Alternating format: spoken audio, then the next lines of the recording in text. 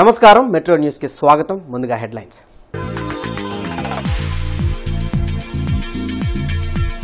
జిల్లాలో పోలీసులు కార్టన్ సెర్చ్. ఎన్నికల కౌంటింగ్ కు సమస్యలు సృష్టిస్తే కఠిన చర్యలు తప్పవని హెచ్చరిక.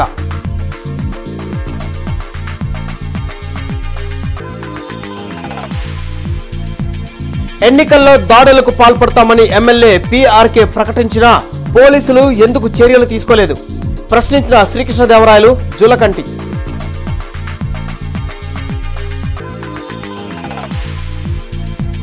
జగన్లా విదేశాలకు వెళ్లాలంటే చంద్రబాబు కోర్టు పర్మిషన్ తీసుకోవాల్సిన అవసరం లేదు. మాజీ మంత్రి ఆనందబాబు వ్యాఖ్య.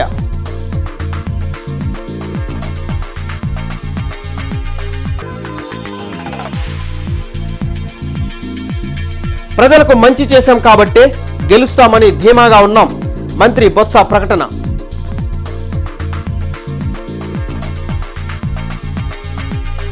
జూన్ 4న జరిగే ఎన్నికల కౌంటింగ్ సమయంలో సమస్యలు సృష్టించే వారిపై కఠిన చర్యలు తప్పవని పోలీసులు హెచ్చరిస్తున్నారు. జిల్లా వ్యాప్తంగా అనేక ప్రాంతాల్లో పోలీసులు కార్టన్ సెర్చ్ నిర్వహించడంతో పాటు రౌడీ షీటర్లు, పాత నేరస్తుల ఇళ్లలో తనిఖీలు చేశారు. అలాగే పలు గ్రామాల్లో అల్లర్లకు పాల్పడటం వల్ల కలిగే నష్టాలపై అవగాహన కల్పించారు.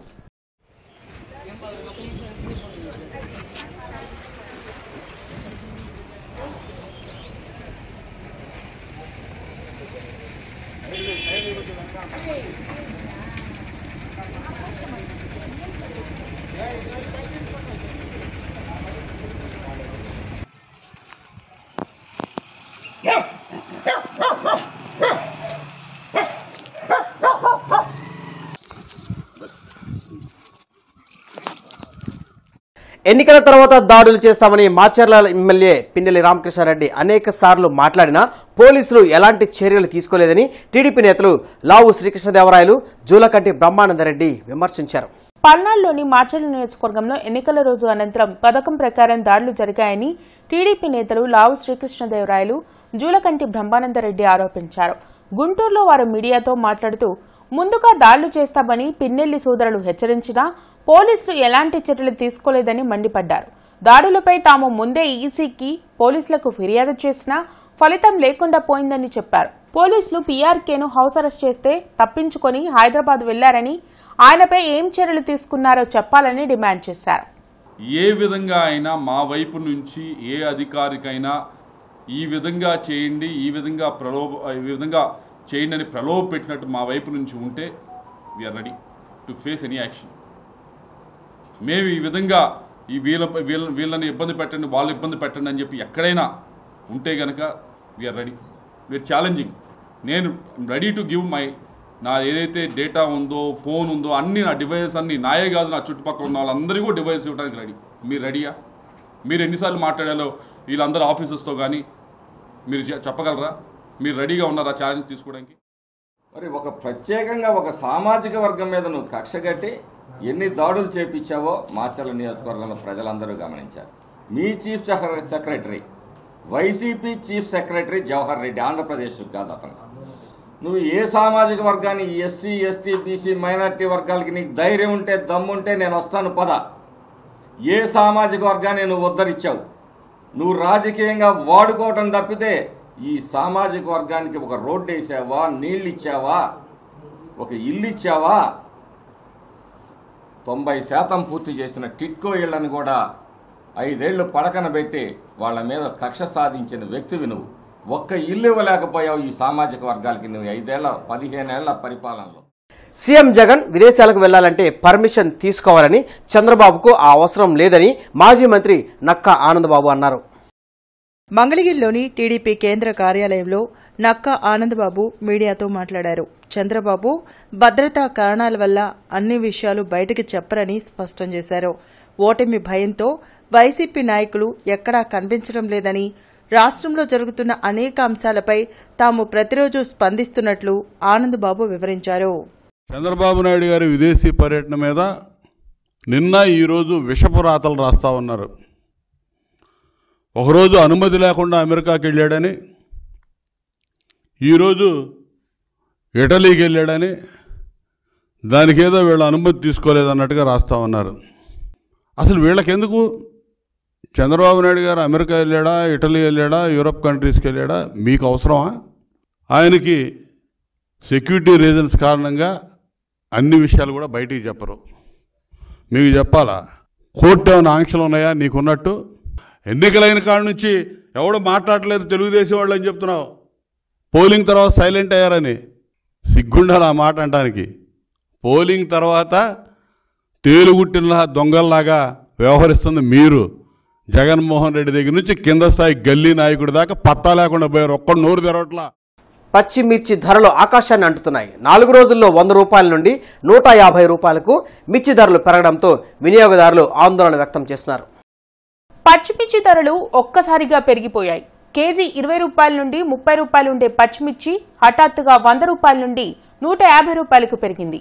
10 కేజీల పచ్చిమిర్చి బస్తా వారం రోజుల క్రితం 300 రూపాయలు ఉండగా 4 రోజుల నుండి 10 కేజీల బస్తా 1000 రూపాయల నుండి 1500 రూపాయల వరకు ధర ఉండడంతో కొనుగోలుదారులు ఆందోళన వ్యక్తం చేస్తున్నారు.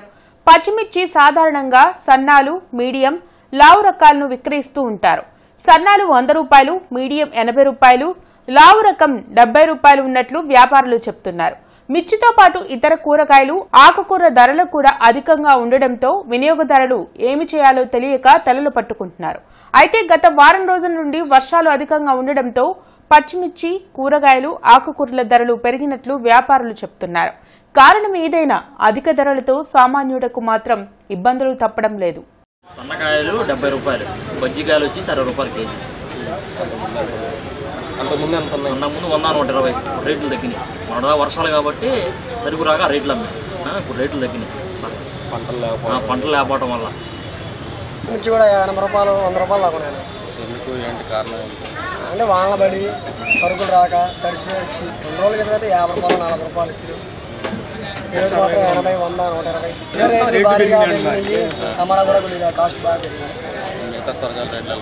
త్వరగా రేట్లు కూడా వర్షాలు బాగా నిమ్ముగా వచ్చేసి డ్యామేజ్ వచ్చేస్తుంది. వర్షాలు పడుతున్నాయిగా, తోటలు పోయినాయి, తక్కువ సరుకు వస్తుంది, ఎక్కువ రేటు. ఇంతకుముందు ఎలా ఉన్నాయి, ఈరోజు ఎలా ఉన్నాయి? ఈరోజు కట్ట 50, 40, కొత్తిమీర, పుదీనా 20. పెరగల కూడా రేట్ ఎక్కువ. ఎందుకు ఏంటి కారణం? నిన్న మొన్న ఎంత ఉన్నాయి, ఈరోజు ఎంత ఉన్నాయి? పచ్చిమిరకాయలు ఎంత ఉన్నాయి? కిలో వచ్చి 150 ఉన్నాయి. నిన్న 80 రూపాయలు ఉన్నాయి, 90 రూపాయలు సన్నాలు 3 రకాలు ఉంటాయి. అన్ని రేట్లు రేటే ఉన్నాయి. కొంచెం మిరగలు ఒకటే రేటు పెరిగినాయి. కూరగాయలు మొత్తం 3 రేట్లు ఉన్నాయి. టమాటా 30 రూపాయలు. పచ్చిమిరకాయలు పెరగడానికి రేట్లు కారణం వర్షాల వల్లే. ఇంతకుముందు ఎంత ఉన్నాయి? ఇంతకుముందు 30 నుంచి 40 రూపాయలు ఉండేవి. ఇప్పుడు ఏంటంటే వర్షాలు పట్టడం వల్ల కొంచెం మిరగాయలు కొట్టుకుపోయాయి. చేరు కొట్టుకుపోవడం వల్ల 40 రూపాయల నుంచి 80 రూపాయలు, 90 రూపాయలు అయింది. ప్రశాంత్ కిషోర్ జిమ్మిక్కులు 1 టైం సెటిల్మెంట్ తప్ప పర్మనెంట్ కాదని గుర్తించే ఆయనను వదిలేశామని మంత్రి బొత్స సత్యనారాయణ వ్యాఖ్యానించారు. విజయవాడలో బొత్స మీడియాతో మాట్లాడారు. విద్య, వైద్య రంగాల్లో అనేక సంస్కరణలను సీఎం జగన్ తీసుకొచ్చారని చెప్పారు. అన్ని వర్గాలకు సంక్షేమ ఫలాలు అందించాం కాబట్టే ధీమాగా వైసీపీ గెలుస్తుందని చెప్పగలుగుతున్నట్లు బొత్స తెలిపారు. ఇవాళ జగన్మోహన్ రెడ్డి గారిని వ్యక్తిగతంగా జగన్మోహన్ రెడ్డి గారి పరిపాలన, రాష్ట్ర ప్రభుత్వ 5 సంవత్సరాల పరిపాలనని చూసి ఎన్నుకోమంటున్నాం. మేము చేస్తున్న సంక్షేమం కానీ, లేదు చేస్తున్న రిఫార్మ్స్ కానీ, రిఫార్మ్స్ మామూలు రిఫార్మ్స్ కాదు, ఇవి రెవల్యూషనరీ రిఫార్మ్స్. విద్యలోను వైద్యులను అయితే దేశంలో ఎక్కడ చేయట్లేదు. వృద్ధులకు కానీ, వికలాంగులకు కానీ, మహిళలకు కానీ, వితంతుకు కానీ అందరికీను. అది మా జగన్మోహన్ రెడ్డి గారు ఈ 5 సంవత్సరాలు చేసింది. అందుకు జగన్మోహన్ రెడ్డి ఎవరు అలాంటప్పుడు ఎందుకు అతను చదువుకుంటారు? అందుకు అది మా తాలూకా కాన్ఫిడెన్స్. అందుకు 175 చెప్పిన కారణాలు ఇవి. చట్ట విరుద్ధంగా వ్యవహరించే అధికారులను ఎవ్వరూ రక్షించలేరని మాజీ ఎమ్మెల్యే బొండా ఉమామహేశ్వరరావు హెచ్చరించారు. మంగళగిరిలోని టీడీపీ కేంద్ర కార్యాలయంలో ఆయన మీడియాతో మాట్లాడారు. అధికారులపై ఒత్తిడి తెచ్చి నిబంధనలకు వ్యతిరేకంగా పనులు చేయించిన నాయకులు తప్పించుకుంటే అధికారులు మాత్రం సస్పెండ్ అవుతున్నారని చెప్పారు. రాష్ట్రంలో ఎన్నికల అనంతరం జరిగిన అల్లర్లపై సిట్ ఇచ్చిన నివేదికను డీజీపీ బయటపెట్టాలని డిమాండ్ చేశారు. రాష్ట్రంలో గత 5 సంవత్సరాల్లో అధికారులను హెచ్చరించాం. అయ్యా, మీరు జగన్మోహన్ రెడ్డి చెప్పాడనో, లేదంటే సజ్జల రామకృష్ణారెడ్డి చెప్పాడనో, లేదంటే ధనుంజయ రెడ్డి చెప్పాడనో, లేదంటే ఇంకొక రెడ్డి చెప్పాడనో, మీరు గనక చట్ట విరుద్ధంగా ప్రవర్తిస్తే మీరు సస్పెండ్ అయిపోతారు. మీరు సస్పెండ్ అయిపోతే మిమ్మల్ని కాపాడేవాళ్ళు ఉండరు. ఏరి మీ పనులు చెప్పి మీతో అడ్డగోలుగా చట్టాన్ని అతిక్రమించి పనులు చేయించినటువంటి వీళ్ళందరూ ఏమైపోయారు? మేము అనేకసార్లు చెప్పామే, చిలక్క చెప్పినట్టు చెప్పామే ఈ అధికారులకి. మాజీ ప్రధాని రాజీవ్ గాంధీ వర్ధంతి కార్యక్రమాన్ని జిల్లా కాంగ్రెస్ పార్టీ కార్యాలయంలో ఘనంగా నిర్వహించారు. జిల్లా కాంగ్రెస్ పార్టీ నాయకులు రాజీవ్ గాంధీ చిత్రపటానికి పూలమాలలు వేసి నివాళులర్పించారు. దేశానికి దశదిశను చూపిన మహానుభావుడు రాజీవ్ గాంధీ అని అన్నారు. ప్రపంచంలో భారతదేశాన్ని అగ్రగామిగా నిలిపేందుకు అనేక కార్యక్రమాలను అమలు చేస్తున్నారన్నారు. గ్రామీణ ప్రాంతాల వలసలను తగ్గించేందుకు అనేక సంస్కరణలు తెచ్చారన్నారు. ప్రస్తుతం దేశాన్ని పాలిస్తున్న మతతత్వ పార్టీతో అభివృద్ధి సాధ్యం కాదన్నారు.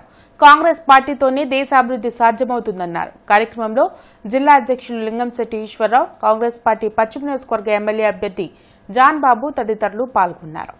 దేశానికి డైరెక్ట్ ఢిల్లీ నుంచి గ్రామ పంచాయతీలకి కావాల్సిన నిధుల్ని మిడిల్ మ్యాన్ లేకుండా, స్టేట్ గవర్నమెంట్ సంబంధం లేకుండా గ్రామాలకి గ్రామాభివృద్ధి కావాల్సిన నిధుల్ని ఎవరు రోడ్డు పేరుతో ఆ నిధుల్ని గ్రామాలకు ఇవ్వటం, ఆ గ్రామాలు కూడా పట్టణాలతో పాటు నగరాలతో పాటు అన్ని రకాల సౌకర్యాలు కల్పించి గ్రామీణ జీవితం గ్రామీణ ప్రాంతం నుంచి వలసల్ని నిరోధించడానికి ఎంతమంది కృషి చేశారు. అట్లానే ఉపాధి హామీ పథకాన్ని పెట్టి గ్రామాల్లోనే అరువు కట్టుకున్నప్పుడు లేదా ఆత్మహత్య జరగకుండా నివారణ కార్యక్రమాలు చేయడం జరిగింది. రేపు కాంగ్రెస్ పార్టీ దేశాన్ని పాలించేది ఉందనేది స్పష్టంగా అర్థమవుతుంది. రాజీవ్ గాంధీ గారు మరి వారి త్యాగం, ఇందిరాగాంధీ త్యాగం మనం ప్రతి సంవత్సరం గుర్తు చేసుకుంటూ ఉంటాము. ఎందుకంటే ఒక బలమైన నాయకుడు రాజీవ్ గాంధీ గారు. ఆయన దేశ భద్రత విషయంలో కానీ, దౌత్యపరంగా కానీ, అలా మరి ఇంటర్లో చూస్తే కులానికి మతానికి మరి వ్యతిరేకంగా ఉండే పార్టీగా అందరినీ కలుపుకొని పేద, బడుగు, మధ్యతరగతి వర్గాలు, అలాగే ఎస్సీ, ఎస్టీ, బీసీ, మైనార్టీలు కానీ అందరినీ కూడా సమానత్వంగా తీసుకెళ్లే ఒకే ఒక పార్టీ కాంగ్రెస్ పార్టీ. కాబట్టి కాకుమానివారి తోటలోని శ్రీ సీతారామాంజనేయ స్వామి దేవాలయంలో తెలుగుదేశం పార్టీ శ్రేణులు ప్రత్యేక పూజలు నిర్వహించాయి. కూటమి అభ్యర్థులు భారీ మెజార్టీతో విజయం సాధించాలని ఆకాంక్షిస్తూ పార్టీ నాయకులు చిట్టిబాబు, భారతి, నాగేశ్వరరావు, నరసింహారావు తదితరులు పూజలు చేశారు. టీడీపీ అధినేత చంద్రబాబు సీఎం అయితేనే రాష్ట్రం అన్ని విధాల అభివృద్ధి చెందుతుందని చిట్టిబాబు అన్నారు. ముఖ్యంగా రాష్ట్రంతో పాటు గుంటూరు జిల్లాకి నాయకత్వం వహించబోతున్న పార్లమెంటు సభ్యులు కాబోతున్న పెమ్మసాని చంద్రశేఖర్ గారికి కూడా అత్యధిక మెజారిటీ రావాలని చెప్పి రాముల వారిని వేడుకోవటం జరిగింది. అలానే తూర్పు పశ్చిమ నియోజకవర్గాల్లోని అభ్యర్థులు తెలుగుదేశం పార్టీ అభ్యర్థులుగా పోటీ చేసినటువంటి నసీర్ అహ్మద్ గారు, అలానే మాధవి గారికి కూడా దిగ్విజయం చేకూరాలని చెప్పి, ఆ రకంగా గుంటూరు జిల్లాలో అభివృద్ధి పదంలో నడిపించాలని చెప్పి దేవదేవుడైన శ్రీరాముల వారిని వేడుకోవటం జరిగిందని చెప్పి ఈ సందర్భంగా తెలియజేస్తున్నాం. ఏపీ ల్యాండ్ టైటిలింగ్ యాక్ట్ ప్రజా జీవన శైలికి వ్యతిరేకంగా ఉందని, వెంటనే ఈ నిర్ణయాన్ని వెనక్కి తీసుకోవాలని భారతీయత స్వచ్ఛంద సేవా సంస్థ అధ్యక్షులు చిగురుపాటి రవీంద్రబాబు డిమాండ్ చేశారు. బ్రాడీపేటలో చిగురుపాటి రవీంద్రబాబు మీడియాతో మాట్లాడుతూ ల్యాండ్ టైటిలింగ్ యాక్ట్ న్యాయశాస్త్ర విధానాలకు విరుద్ధంగా ఉందన్నారు. భద్రత లేని యాక్ట్ను ప్రజలపై బలవంతంగా రుద్దాలని చూస్తే సమాజం తీవ్రంగా నష్టపోతుందన్నారు. ప్రజా వ్యతిరేకమైన చట్టాన్ని కేంద్రం ఒత్తిడితోనే అమలు చేస్తున్నామని ఏపీ ప్రభుత్వం చెప్పడం సరికాదన్నారు. ఏపీ ల్యాండ్ టైటిలింగ్ యాక్ట్తో ఎలాంటి సంబంధం లేదని నీతి ఆయోగ్ స్పష్టం చేసిందన్నారు. ఆస్తి హక్కు చట్టాన్ని వెంటనే వెనక్కి తీసుకోవాలని ఆయన డిమాండ్ చేశారు. ఈ యాక్ట్ గురించి ఎలాంటి నిర్ణయం తీసుకోకుండా ఉంటే అంతా బాగానే ఉంటుంది. కానీ దీన్ని ఏ కోణంలో అయినా సరే, ఏ పరిస్థితుల్లోనైనా సరే అమలు చేసే విధానాల రీతిలో కానీ మా ప్రారంభోత్సవం జరిగితే మాత్రం ప్రజలకు చాలా ఇబ్బంది గురవుతుందండి. ఈ యాక్ట్ని అడ్డం పెట్టుకుని కూడా ఒకవేళ ప్రభుత్వం దీన్ని అమలు చేయకపోయినా కూడా తాత్కాలికంగా దీన్ని ఆపి ఉన్నా, మరి కొంతమంది భూ కబ్జాదారులు యాక్ట్ని అడ్వాంటేజ్గా తీసుకొని కూడా ప్రజల్ని మభ్యపెట్టి భయపెట్టి మరి కొన్ని అక్రమంగా తీసుకునే అవకాశాలు కూడా లేకపోలేదు. ఎందుకంటే చాలా అక్కడక్కడ జరుగుతూనే ఉన్నాయి.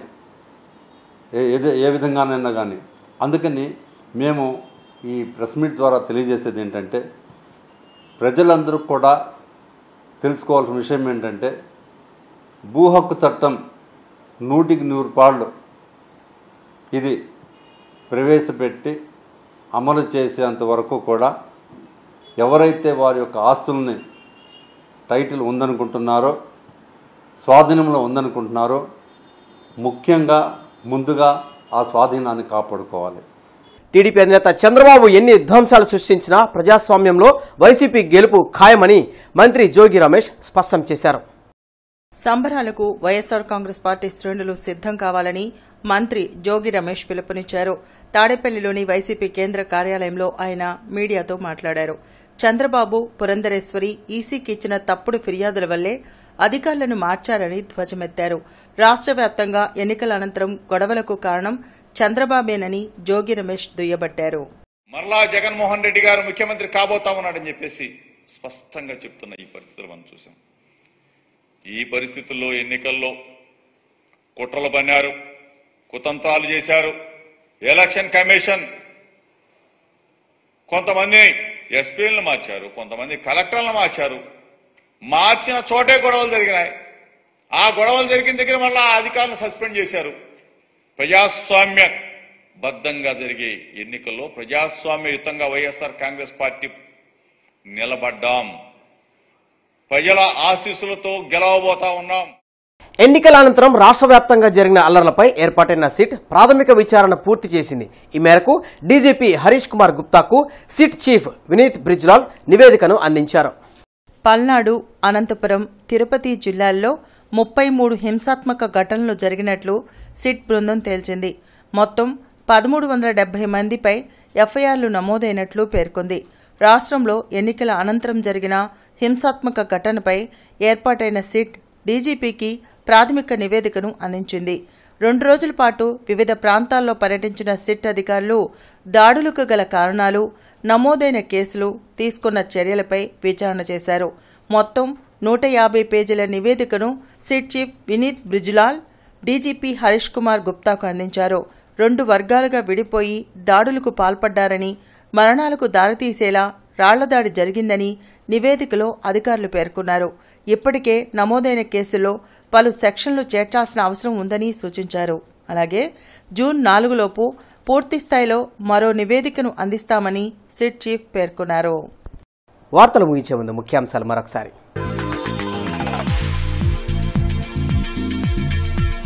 జిల్లాలో పోలీసులు కార్టన్ సెర్చ్. ఎన్నికల కౌంటింగ్ కు సమస్యలు సృష్టిస్తే కఠిన చర్యలు తప్పవని హెచ్చరిక.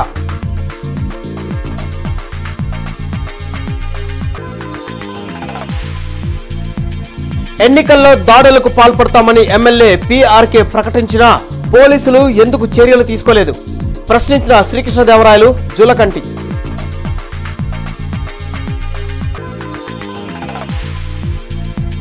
జగన్లా విదేశాలకు వెళ్లాలంటే చంద్రబాబు కోర్టు పర్మిషన్ తీసుకోవాల్సిన అవసరం లేదు. మాజీ మంత్రి ఆనందబాబు వ్యాఖ్య.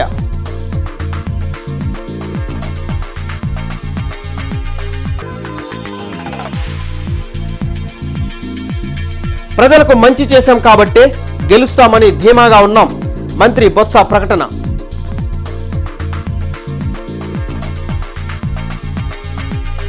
ఈ వార్తల తర్వాత సమాప్తం. నమస్కారం.